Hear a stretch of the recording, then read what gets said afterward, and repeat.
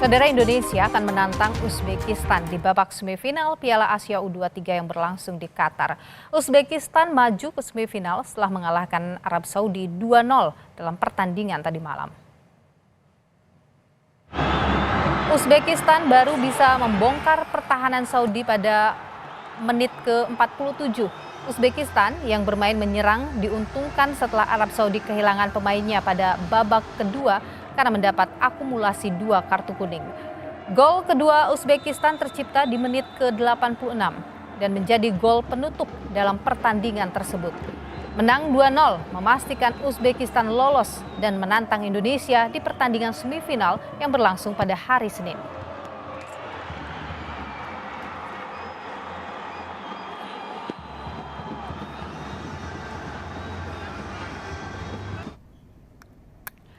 Usai mengalahkan Arab Saudi, pelatih timnas U23 Uzbekistan, Timur Kapadze, mengatakan bahwa timnya akan langsung fokus berlatih untuk menghadapi Indonesia di semifinal. Uzbekistan tak akan memandang remeh timnas U23 Indonesia yang sebelumnya mengalahkan Korea Selatan di babak perempat final dan menumbangkan Australia di penyisihan grup A.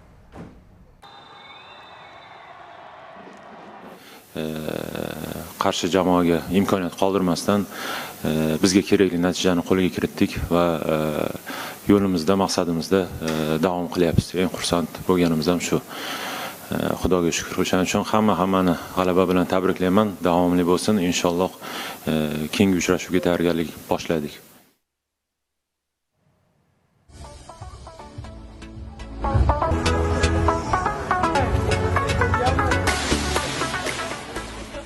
Sementara itu, pemain timnas U23 Indonesia usai mengalahkan Korea Selatan memanfaatkan waktu senggangnya dengan berenang bersama. Seperti diunggah dalam akun Instagram Timnas Indonesia, terlihat sejumlah pemain. Anda lihat seperti Justin Hubner, Nathan Cho Aon, Rafael Struijk, dan juga Marcelino Ferdinand bercanda santai.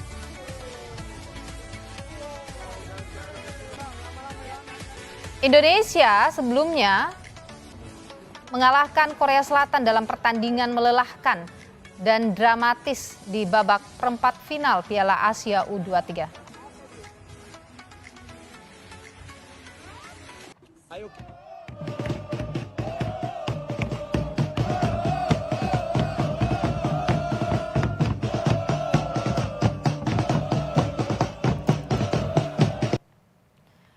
Pendukung timnas U23 akan kembali membanjiri Stadion Abdullah bin Khalifa Senin besok saat Garuda Muda melawan Uzbekistan. KBRI Doha menyatakan siap mengakomodir supporter sepak bola untuk mendukung timnas U23. KBRI Doha sudah mengontak panitia tiketing AFC untuk memborong 3.500 tiket dan memblocking Stadion Abdullah bin Khalifa Senin besok. Stadion Abdullah bin Khalifa akan kembali menciptakan rekor dengan gemuruh ribuan supporter sepak bola Indonesia. Kalau dari sisi supporter, semalam sejak gol penalti dari Arhan, kita sudah langsung kontak bagian tiketing dari AFC. Dan kita sudah minta blok sekitar 3.500 tiket. Itu yang blocking area saja ya. Belum lagi nanti kita akan mobilisasi massa yang untuk membeli secara mandiri. Jadi mudah-mudahan di semifinal nanti kita akan ciptakan rekor lagi. Bisa di atas 4.000 WNI. Baik, Mas Ali. Gol apik Rafael Struijk ini tak bisa dilihat di laga kontra Uzbekistan di semifinal Piala Asia U23. Pemain 21 tahun isi kartu kuning. Menjadi bintang setelah 2 golnya membuat Indonesia 2 kali unggul atas Korea Selatan di perempat final, absennya Struijk diharapkan tak pengaruhi performa timnas U23. Posisi Struijk kemungkinan digantikan pemain depan Persis Solo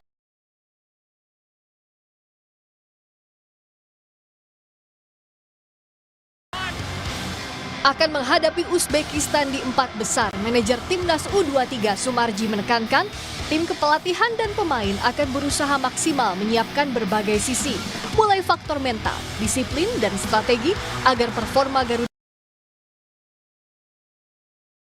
Muda lebih baik. Ya, ya, jadi begini, kesiapan kita tentu ini kan semifinal yang sudah betul-betul kita nantikan ya. Jadi kaitannya dengan kesiapan khusus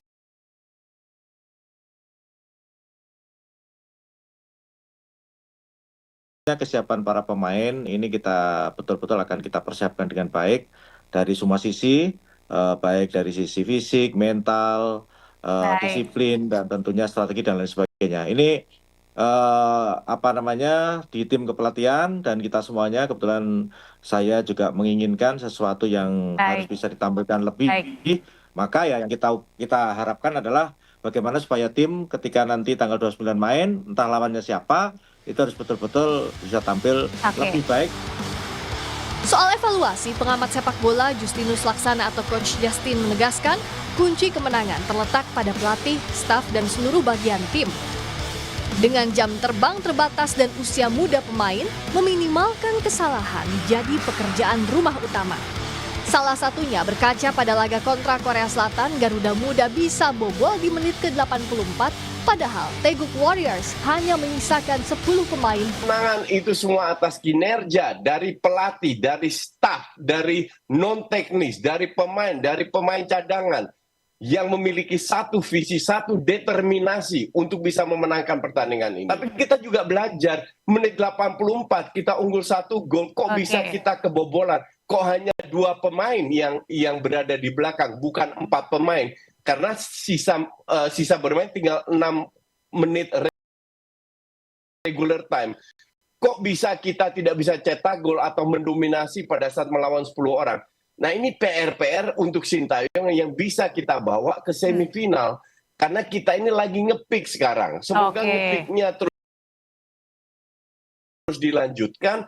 Sekali lagi saya tidak menyalahkan pemain karena jangan lupa usia rata-rata pemain kita itu sekitar 20. Artinya jam terbangnya cetek. Jadi kesalahan-kesalahan itu bisa terjadi. Uzbekistan bukan tim yang bisa dianggap remeh. Dalam laga terakhir lawan Uzbekistan di Asian Games 2023, Indonesia ditekuk 2-0 lewat perpanjangan waktu. Tim kala itu diperkuat Rizky Ridho, Hernando Ari, Ramadan Sananta, Bagus Kava yang kini juga membela timnas Piala Asia U23. Berbekal pengalaman itu, jangan sampai kisah gagal terulang di semifinal Piala Asia U23 sebagai laga yang jadi pertaruhan besar bagi Garuda Muda. Tim Liputan Kompas TV.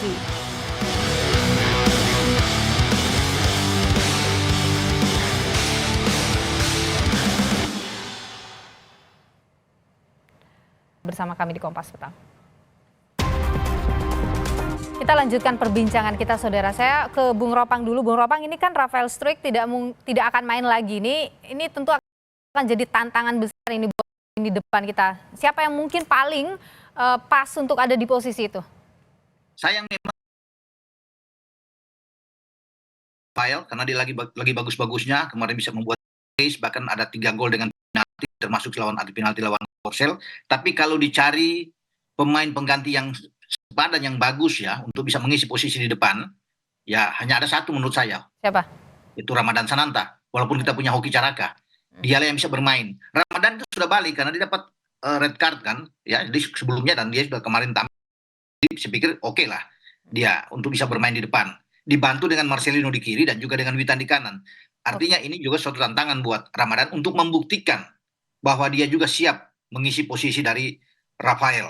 Jadi kalau dia bisa bermain bagus bukan tidak mungkin. STY punya 2 opsi, punya pilihan yang bagus. Ketika kita berikan informasi ke Coach Sintayong bahwa bagaimana tipe bermainnya tim Uzbekistan pada Asian Games kemarin. Jadi setidaknya sudah ada sedikit gambaran bagaimana cara mengatasi permainan dari Uzbekistan.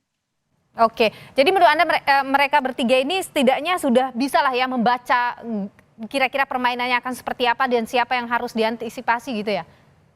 Seharusnya bisa karena seperti kebiasaan tim-tim di Indonesia bahkan di tim nasional juga sebelum kita menghadapi lawan kita ada sesi analyze, ada video analyze. Di situ kita bisa berdiskusi, memberikan masukan kepada pemain lain atau mungkin memberikan masukan juga kepada staf pelatih bagaimana lawan yang akan kita hadapi Oke. besok. Tapi kalau Anda sendiri melihat ketiga pemain ini, Sananta, Hernando dan juga Rizky Ridho ini, apa yang harus mereka perkuat belajar dari Asian Games itu? Mungkin yang perlu ditingkatkan lagi adalah konsentrasi dan fokus sepanjang pertandingan. Karena pada pertandingan Asian Games tempo lalu kita kebobolan di extra time kalau nggak salah. Ya, betul. Oke, baik. Saya ke Bung Ropang. Bung Ropang, gini, kalau kita bicara keseluruhan strategi permainan dan sebagainya, lini mana yang harus diperkuat ini nanti di pertandingan Senin nanti? Saya pikir dari penjaga gawang belakang tengah itu oke. Ya, dengan Hernando Ari, kemudian ada Ridho, ada Hopner, tinggal tergantung apakah Komang atau Ferrari yang dimainkan, itu kan urusan STY. Di tengah STY yang lebih tahu, begitu. Baik, terima kasih Bung Roni Pangemanan, pengamat sepak bola, dan juga Bung Kurnia Sandi sudah berbagi pandangan di Kompas Petang. Sehat selalu.